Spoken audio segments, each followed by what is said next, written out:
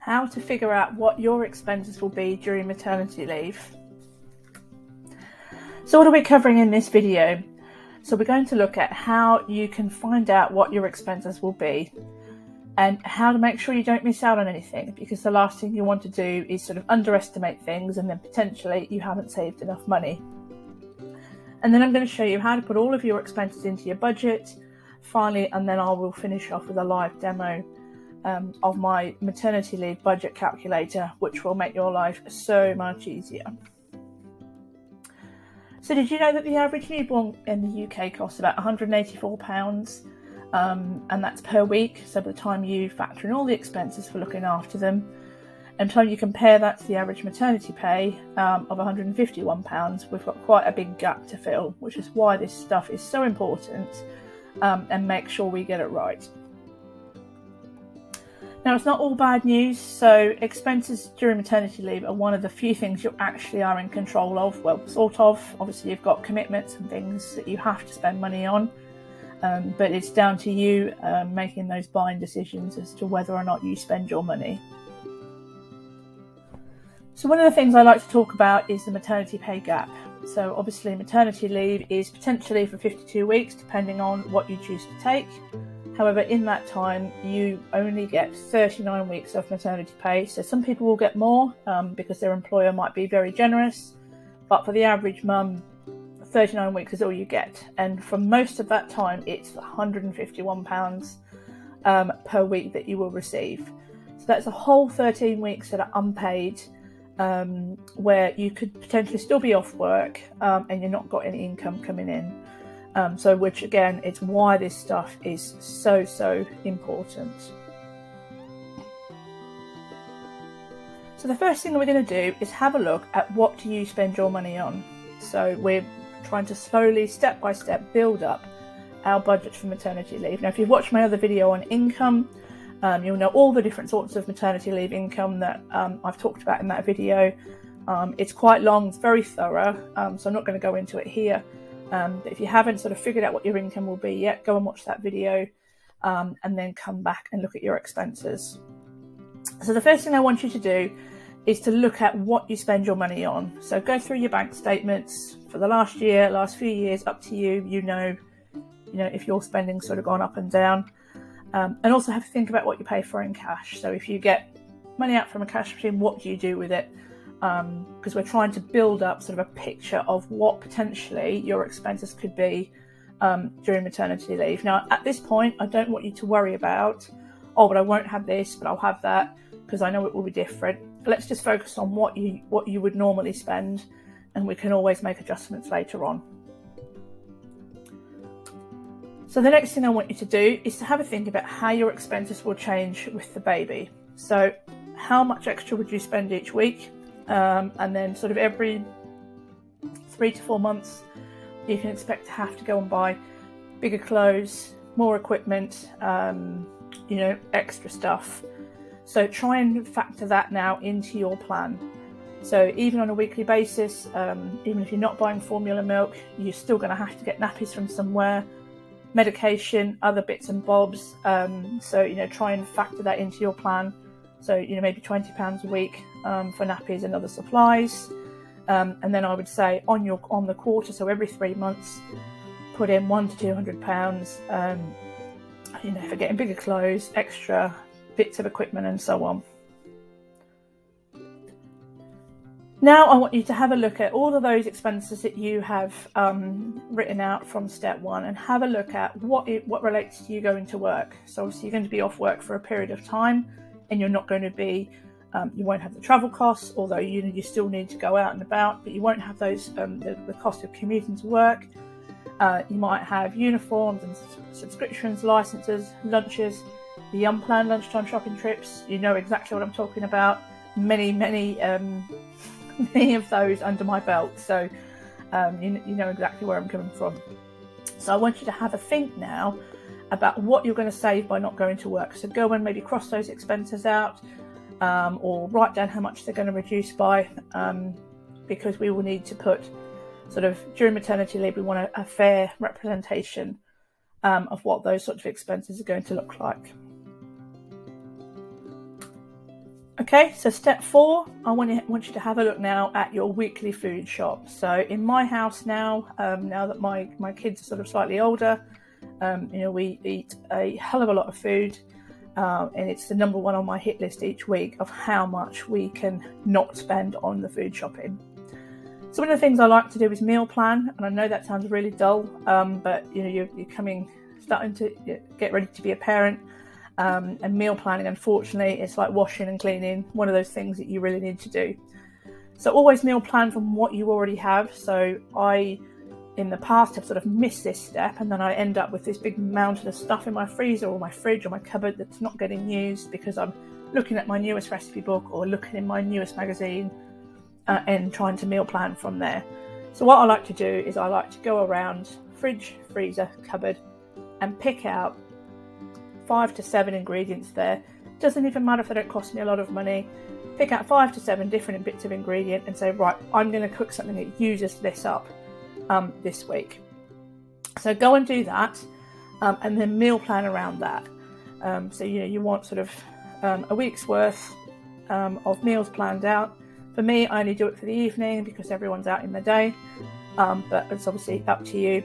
So make a plan and then make a list off the back of that. And then think about doing, sort of your one big, maybe 2 food shops to line up with that. So make a list and stick to it. I know potentially, depending on where you are in your pregnancy, you might not feel like eating a lot. You might feel like eating for about 20 people. Obviously, you'll need to make adjustments in line with that. But meal planning from what you have first can save you quite a lot of money. Since I've been really rigorous with this, I've been saving £20 to £30 a week on starting with what I have rather than sort of, making up a meal plan for our week. Right, next thing I want you to do is one of the sort of things that sends a chill down my spine is have a look at your credit card. So are you on the lowest possible rate? Is there any way you can kind of get your balance paid off before maternity leave rather than trying to service that really expensive debt? And look at any other store cards or other personal loans and debts that you have, and make sure you're on the best possible deal. Because if you're trying to service really expensive debt during maternity leave when you haven't got a lot of money, you could be struggling to pay for that. Next thing I want you to do is have a look at your non-essential spending, and if you're wondering what's deemed non-essential, you could think about the sorts of places where you shop that were perhaps not open during the COVID lockdowns. That would sort of give you flags as what's non-essential. So what could you pause for 6 to 12 months? So maternity leave's not forever. It's 6 months, it's a year, however long you're having. What could you not do? Maybe cut down on really expensive birthday gifts for all your sort of extended friends and family, or reduce going out from 3 times a month to 2 times a month. What can you put on hold or pause just for those few precious months while money is going to be quite tight? And then I want you to look at what could you get rid of completely. So I'm regularly reviewing my bank statements and thinking, what's that? Did I really need it? Do I still use it? Think of things like when you get a new debit card and then, where you've got standing orders and things set up, and then you get an email which says, oh, we can't collect your payment. Well, did I really miss the fact that, that payment didn't go through? So think about what you could do without, even for just a few months. And then the next thing I want you to do is have a look at your direct debits and standing orders. So on your online banking, you can see where your regular payments are going out. And really challenge yourself. Do you need those payments to go out? Are they essential items that you couldn't live without? So go away and have a look at all of those and figure out how much you can sort of save from your maternity leave budget by not spending that money, even if it's just for 6 months, even if it's just for a year, and you put it all back in place after you're back at work. Next thing I want you to do is have a look at your utilities, your phone, your internet, your insurance, all of that kind of stuff, and make sure that you're on the best deal. So make sure you go and look at and challenge yourself on any services that you're having. So recently on my home phone, I found out I was paying for a service that I never used. It saved me £5 a month, but £5 is better for me than it is for the phone company. So make sure you really challenge yourself on those. Or you might even not be getting the best deal. So if you're paying £60 a month for your internet, maybe you're not getting the best possible internet for that money. So whilst you might not save any money, you might be getting a better service. And you're going to be home for 6 to 12 months. You want to make sure that everything's working and is sort of to meet your requirements. So go and have a look at those bills, see how much you can save, how much you can cancel, put on hold, consolidate maybe some of your services, do what you can to try and get that bill as low as it possibly can, or getting the best value for money for what you need. Right, apologies, I just had to stop for a coughing fit. So one of the things that I want you to think about, and if you're a first-time mum, this can be something quite tricky to get your head around, and that's about second-hand baby items. So I know when I was in your position, I felt like a failure if I bought second-hand stuff. I had a really good job. Why did I not buy my baby the top of everything, the brand new of everything?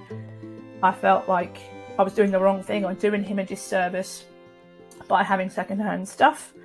So you need to make sure that you're getting the best stuff. And second-hand stuff, it doesn't mean that that it's second best. Lots of stuff. If you came to my house, you looked in my spare room and saw the mountain of stuff my kids have stopped using, you wouldn't know any different. If I handed it to you, you'd say, "Have they worn this once?" Because it looks in that good a condition. So that's just my stuff. Most other people have stuff the same. So almost anything can be bought secondhand for your baby. There's a couple of things that's not safe. So never buy a secondhand mattress, and don't ever have a secondhand car seat unless you are 110% sure you know where it's come from and the history of that car seat. So it's a bit of a hurdle and a bit of a mindset thing to overcome as a first-time parent. But yeah, don't discount buying stuff secondhand. Accept sort of stuff from other people. I found it quite stressful borrowing things from people because I was worried about damaging them. I would have been much more comfortable if they said, "Here, you can have this," and I would often say, "Do you want it back?" "No, I don't." And that for me was much better than some things people said, "Here, you can borrow this," and I found it incredibly stressful borrowing things in case I couldn't return it, because I knew they had other people they wanted to pass things on to. So just bear that in mind.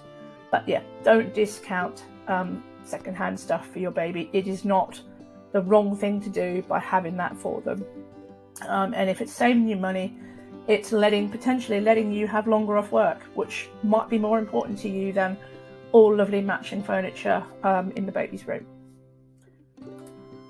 Right, so before we go any further, I want you to go back through all of the steps I've taken you through now and go and get all of that expense information together. You can make notes, scribble down. I'm going to show you further on in the video what to do with the information, but just go and get that stuff. So go through your bank statements, challenge yourself in those different things, and then we will come back together with a couple of options of where you can record that information and what you can do with it. So first, I'm going to show you in the next part of the video how to download my free maternity leave planner, and then within that is my free maternity leave budget calculator. So a lovely spreadsheet where you can take it away, save it on your device, and it helps you to calculate all of your maternity leave budget. So next part of the video will take you through sort of the downloading process and what you have to do once you get your hands on the planner and your hands on the budget calculator.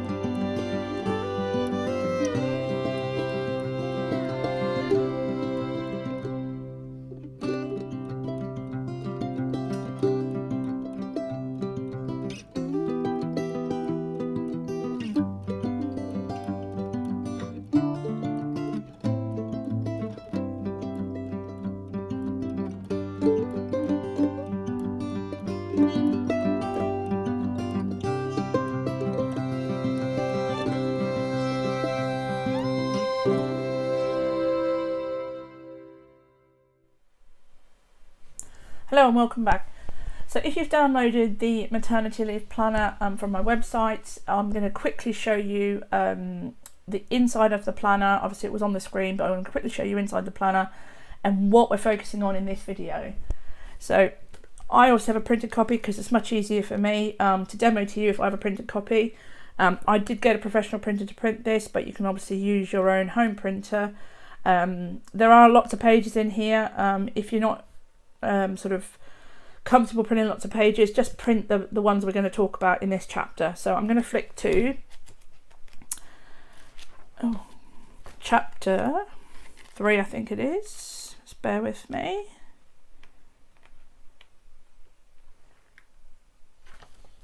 No, it's chapter 4. Don't even know my own planner. So on page 25, so minimising your maternity leave expenses. So remember, we're trying to really get in control of our spending and make sure that we are getting the best bang for our buck during that time of maternity leave when we're not going to have a lot of income. So as I said, in the planner, there's lots of 60 something pages. You probably don't want to download them all, but you could download the document, and if you've got a printer at home, just print these pages as we're working through each section. So a few notes here, a really good place to track what your expenses are. So as you're doing the activities that I talked about in the video earlier, you can come here and record what your expenses and outgoings are, all ready to start to get your budget together. And then finally in the back here is a lovely checklist, so help you sort of step you through everything. So if you've watched the video and you've missed everything, most of the stuff's covered in this checklist here, so you can just tick things off as you've done them. Okay, so I'm going to show you in the next video how you use the maternity budget calculator, which you've obviously downloaded as well when you've done this.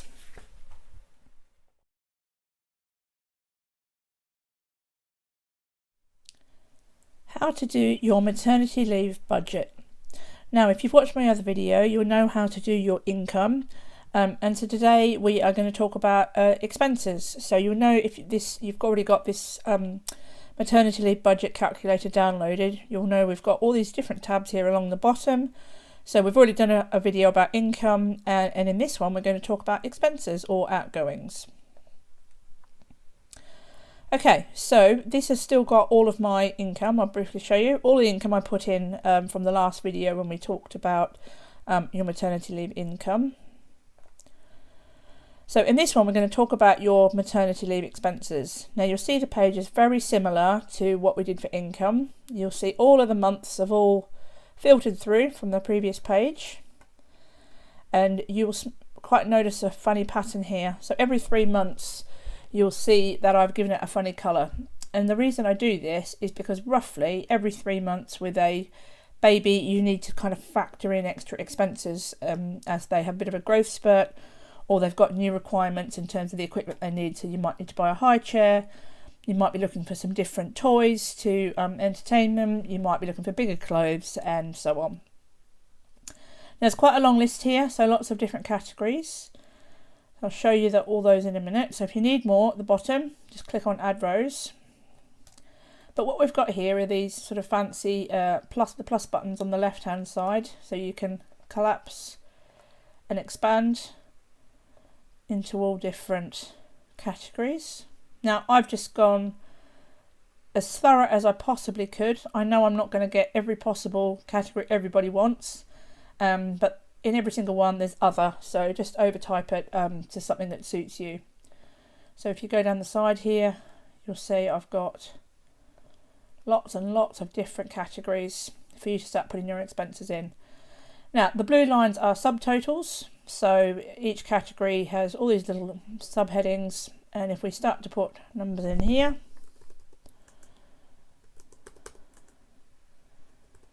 you'll notice that my subtotal starts to populate. So let's just take those out. And then all of these subtotals add up to this grand total across the top here, so that you don't need to do any of the hard work in terms of adding stuff up, because I've already done all that for you. So what I want you to do is think about how many months you've put income in for. So here we've done it for 12 months, so let's make sure we're comparing like for like. So let's do a whole 12 months of expenses. So let's start one by one. So in terms of family, I've tried to put all of the baby stuff together just to sort of help you think about what you might have. Now in that first month you might not need any of this stuff. You're definitely going to have nappies, so let's say they're £30 a month. You're probably going to have to buy some clothes because you'll never quite have exactly what you need. So let's just put those in, and then just put in, I don't know, £10 for other stuff. There's always going to be something that you're short on. And then you might start to, I don't know, go to a baby group every month after that. And you can just put in whatever you like. If you're handy with a spreadsheet, you'll know how to quickly copy this across. And so on. So I've done that, and then I've got baby equipment. So I'm going to factor in an extra £100. So probably actually £50 after 3 months, and then when we get over here where we need high chairs and things and weaning bits and bobs, let's put in more stuff over here, just as a reminder, so we don't want to be short. Okay, clothes, probably every 3 months there's gonna be something you're gonna have to buy. Even if you've had a mountain of stuff handed down to you, you're still always going to need to buy vests or socks or something. Okay, right, nappies and wipes, let's put those in at £30 a month. Obviously if you're I'm going to cheat here and do it quicker so that you don't have to watch me type them in. Obviously if you're using reusable nappies, you'll still have your own expenses you need to deal with for that, so sort of factor that in. And I'll put in just £10 a month just to cover Calpol and nappy creams and all that other sorts of stuff that you need. Okay, so once you've done that, put that one back up and go down to the next one. Right, so paying back your credit card, I don't know, I'm just going to make stuff up now. So I'm just going to put £100 a month in there. And I'm going to, obviously, if you can, any expensive debt, sort of put that on hold while you're on maternity leave. Try and get it paid off, or whatever you need to do to get sort of that put on pause. Right, education. So you might have other children who've got all different sorts of expenses. So you can fill that out, but I'm going to assume this is sort of for somebody who's only got the one child, hasn't got all this other stuff. Right, entertainment. So trust me, that first month you're not going to want to leave the house. So let's put just put £20. I don't go to the cinema, so I couldn't even tell you how much it costs, but you get my point. Just put some stuff in there. What you don't want to do is say, oh my god, we've got a baby, we're never going to leave the house again. Make sure you're getting out and about, you're doing as much as you can. You don't need to spend a lot of money to actually leave the house. There's plenty of stuff you can do for free. It doesn't need to be expensive. Okay, so household. Right, now the dreaded food shopping. So how much? I'm going to put £100 a month in, because that's what I spend, and I've always spent that when there was just the two of us, or when there's 5 of us. That's not right, that's for a week. Always spent that much, no matter how many people lived in my house. So I'm either very clever now or was not so clever back in the day.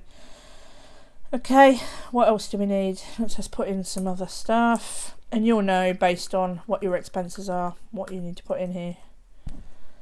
Okay,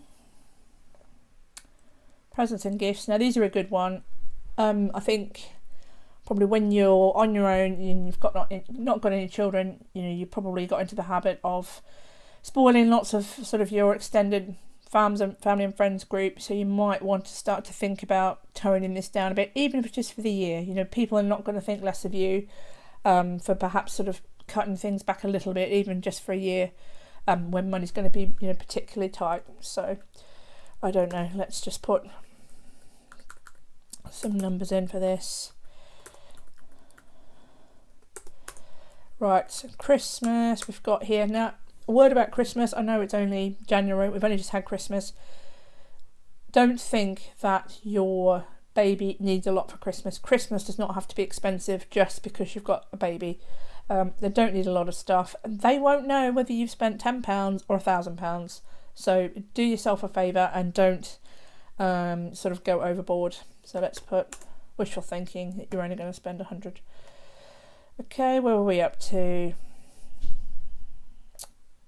We've got medical and health, so just put some other things in there.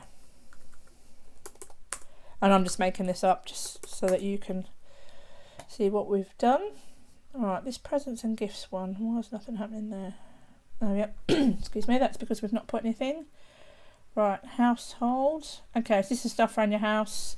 So you're still going to have council tax and all that kind of stuff to pay. That's never going to go away. And I'm just making this up. I know it's probably far more expensive than this.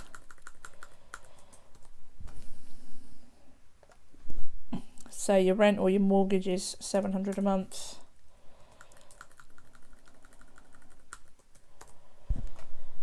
Okay, what else do you have? Good old TV licence, I think it's £11 a month. That's what I pay. Water, I think I pay about £37 a month. What else have we got?